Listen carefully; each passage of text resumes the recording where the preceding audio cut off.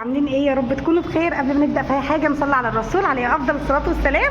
النهارده فين يا ساره؟ النهارده بقى عند دكتور احمد، جايه اخلع ضرسي، وعايزه اقول لكم مش هتندموا على التجربه. التحفه ما شاء الله، معاملتهم حلوه جدا جدا جدا. عندهم كده الخلع من غير ما بتحسي خالص، تاخدي حقنه البنج والسن كمان ما بتحسيش بيه. عايزه اقول لكم قبل ما نبدا في اي حاجه نصلي على الرسول، تحط اللايك بتاعك، تشتركي في القناه. وعايزه اقول لك مش هتحسي باي حاجه، تخلعي ضرسك من غير اي تحسس. هنا ما شاء الله العياده نظيفه جدا جدا جدا وعلى كفاءه عاليه. في كذا حد من المشرفين معاكي هنا، البنات ضحك هزار كل اللي انت عايزاه من غير ما تحسي. هتاخدي حقنه البنج من غير ما تحسي خالص خالص خالص، بدون الم. في العياده هنا هتلاقي كل حاجه متوفره.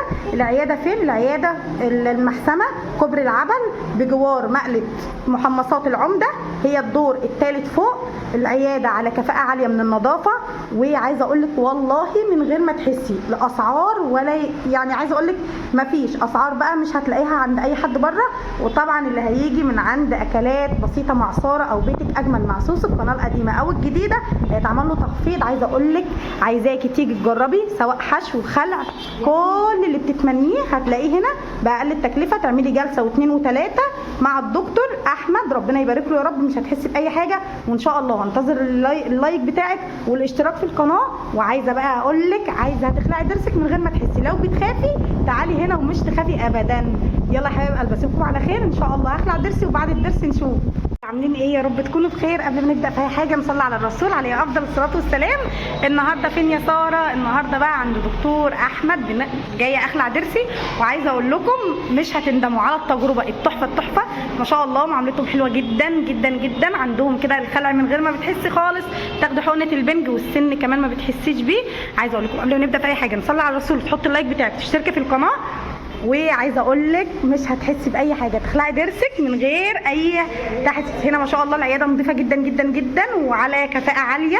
في كذا حد من المشرفين معاكي هنا، البنات ضحك هزار كل اللي انت عايزاه من غير ما تحسي. هتاخدي حقنه البنج من غير ما تحسي خالص خالص خالص، بدون الم. في العياده هنا هتلاقي كل حاجه متوفره. العياده فين؟ العياده المحسمه كوبري العبل بجوار مقله محمصات العمده، هي الدور الثالث فوق. العياده على كفاءه عاليه من النظافه. وعايزه اقول لك والله من غير ما تحسي الاسعار، ولا يعني عايزه اقول لك ما فيش اسعار بقى مش هتلاقيها عند اي حد بره. وطبعا اللي هيجي من عند اكلات بسيطه مع ساره او بيتك اجمل مع سوس، القناه القديمه او الجديده، هيتعمل له تخفيض. عايزه اقول لك عايزاكي تيجي تجربي، سواء حشو خلع، كل اللي بتتمنيه هتلاقيه هنا باقل التكلفه. تعملي جلسه واثنين وثلاثه مع الدكتور احمد، ربنا يبارك له يا رب. مش هتحسي باي حاجه، وان شاء الله هنتظر اللايك بتاعك والاشتراك في القناه. وعايزه بقى اقول لك عايزه هتخلعي ضرسك من غير ما تحسي. لو بتخافي تعالي هنا ومش تخافي ابدا. يلا يا حبايب قلبي، اشوفكم على خير ان شاء الله. هخلع ضرسي وبعد الضرس نشوف.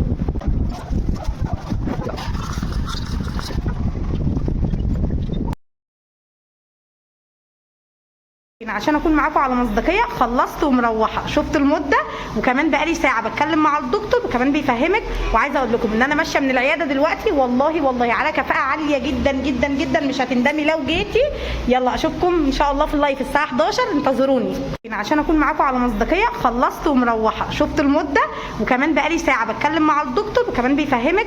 وعايزه اقول لكم ان انا ماشيه من العياده دلوقتي، والله على كفاءه عاليه جدا جدا جدا. مش هتندمي لو جيتي. يلا اشوفكم ان شاء الله في اللايف الساعه 11، انتظروني.